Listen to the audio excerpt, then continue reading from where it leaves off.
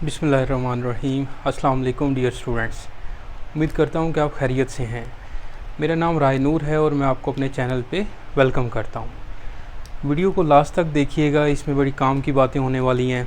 और इस वीडियो में हम क्या पढ़ने जा रहे हैं, इस वीडियो में हम एक्सरसाइज 1.1 और 1.2 से रिलेटेड जो ई कैट का मटेरियल है वो मैं टेस्ट आपसे डिस्कस कर रहा हूँ, ठीक है जी। और बुक 2 पार्ट 2 FSE। तो आए स्टार्ट करते हैं। इस वीडियो में मैं 3 क्वेश्चन आपके साथ डिस्कस करूँगा, ओके जी। तो let's start.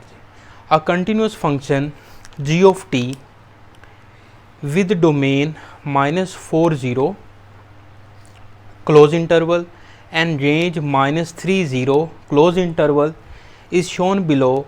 Answer the following 2 question, यानी कि 4 और 5 के लिए ये डायग्राम है, ओके। क्वेश्चन 6 जो है वो इससे थोड़ा हटके है। By using the figure, okay, ये डायग्राम यूज़ करते हुए अब इस क्वेश्चन का 4 और 5 का जो है ना आंसर बताना है। क्वेश्चन 4 पढ़ते हैं। देखें, find the domain and range of the function g of -t+2। अब ये जो ग्राफ बना हुआ है बेसिकली ये g ऑफ t का है, y is equal to g of t। अब t की जगह पर -t+2 आ गया ना।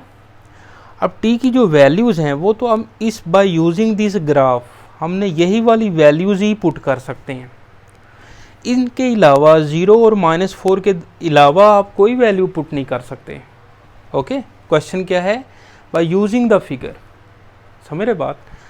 अब देखें, t की जगह पे आप 0 पुट करें, g ऑफ 2 आ रहा है।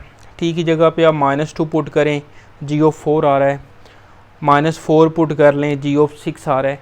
बेसिकली तो g ऑफ t जो है वो आपके पास कोई फंक्शन नहीं है, यानी कि इन टर्म्स ऑफ t में आपके पास कोई ऐसा फंक्शन नहीं है जैसे g of t is equal to होता t² + 1 या 2t+1, सही है।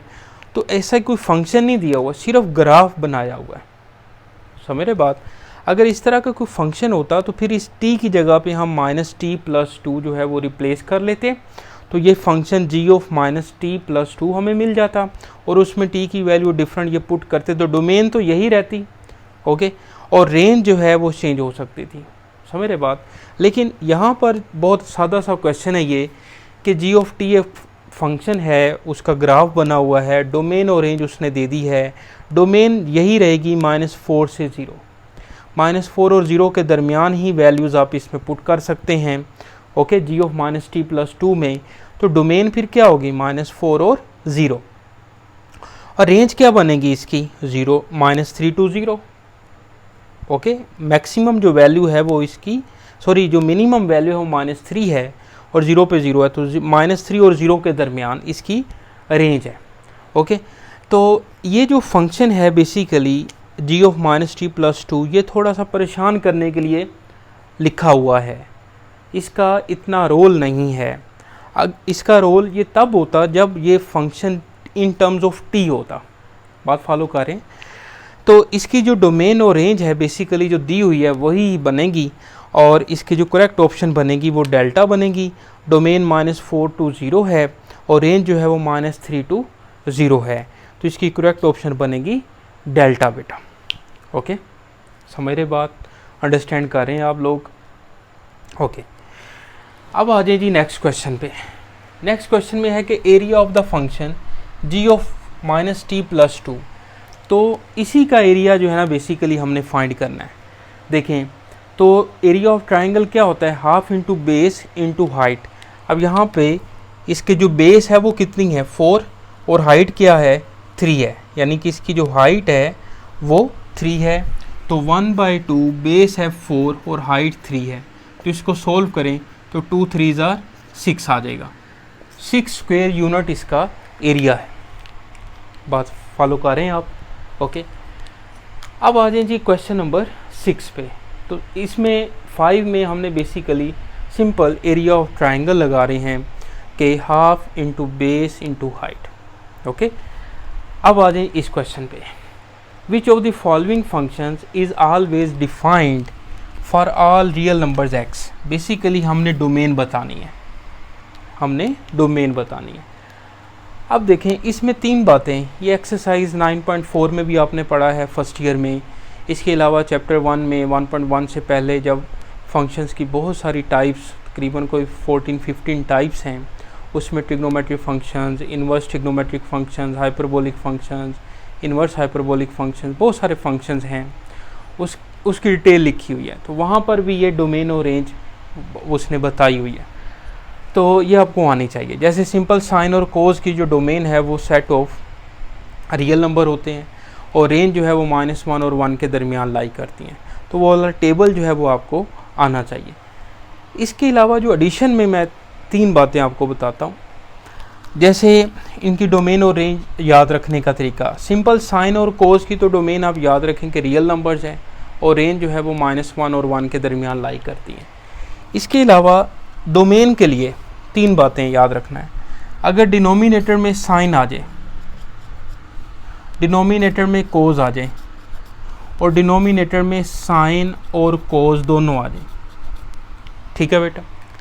तो जब डिनोमिनेटर में साइन अगर आ जाए तो इसकी जो डोमेन है वो आ जाएगी रियल माइनस, अब जो साइन जो है वो 180 के मल्टीपल पे 0 हो जाता है ना, तो डिनोमिनेटर में 0 नहीं होना चाहिए, क्योंकि समथिंग ओवर 0 जो है वो अनडिफाइंड हो जाएगा। तो ये बेसिकली n पाई, यानी कि पाई के जो मल्टीपल्स हैं उस पर जो है ये 0 हो जाता है, okay, even multiple, real minus n पाई,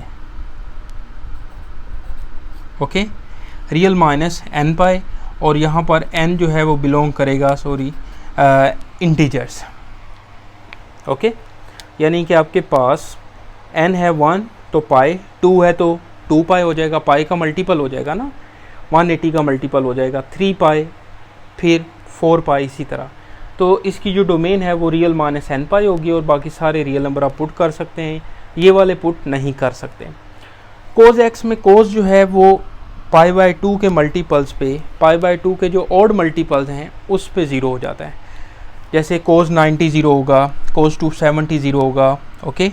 तो यहाँ पर आपने याद रखना है कि रियल माइनस 2n+1 π/2, और यहाँ पर n जो है वो बिलोंग कर रहा है सेट ऑफ इंटीजर्स को, ओके। तो इसमें आप जो π/2 के ऑड मल्टीपल्स हैं वो पुट नहीं कर सकते, बाकी सारे रियल नंबर्स पुट कर सकते हैं। ये मैं इनकी डोमेन लिख रहा हूँ। अगर साइन और कोस दोनों आ जाएं तो ये आ जाएगा रियल माइनस n π/2, और n बिलोंग कर रहा है सेट ऑफ इंटीजर्स को, ठीक है। तो ये तीनों बातें आपने याद रखनी हैं। यहाँ पर एक जब मैंने ये बता रहा था 1/sin x, तो मैंने यहाँ पर एक बाय मिस्टेक मैंने कह दिया कि जो 90 के इवन मल्टीपल है, इवन मल्टीपल, वो बात भी सही है इवन मल्टीपल। बाकी यह है कि जो n पाई है ये इवन मल्टीपल ही आना है। जैसे मैं 1 पुट करूँ तो पाई, 2 पुट करूँ 2 पाई, 3 पुट करूँ 3 पाई, तो ये बेसिकली 90 के इवन मल्टीपल ही हैं। इसको ऐसे भी आप याद रख सकते हैं। बाकी सिंपल आप रियल माइनस n पाई, रियल माइनस 2n+1 इंटू π/2, फिर रियल माइनस n π/2, ये तीनों जो हैं बड़े इंपॉर्टेंट रिजल्ट्स हैं, ये आपने याद रखने हैं। अब आते हैं क्वेश्चन की तरफ। जो क्वेश्चन है वो इन्हीं 3 बातों पे डिपेंड कर रहा है। देखें, which of the following functions is always defined for all real numbers x। हमने डोमेन बतानी है बेसिकली कि ये कितनी जो डिफाइंड हो रहा है for all real numbers x के लिए, कौन सा फंक्शन जो है वो डिफाइंड हो रहा है। यहाँ पर आप देखें, सीकंड को मैं क्या लिख सकता हूँ 1/cos, कोसीकंड को 1/sin। तो जब मैं एलसीएम लूँगा तो एलसीएम में जो डिनोमिनेटर में साइन और कोस दोनों आ जाएंगे।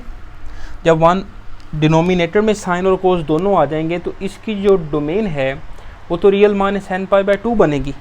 तो सारे रियल नंबर तो नहीं ना बन रहे, यानी कि जो अल्फ़ा ऑप्शन की जो डोमेन है वो रियल माइनस n π/2 है, सारे रियल नंबर नहीं है, ओके।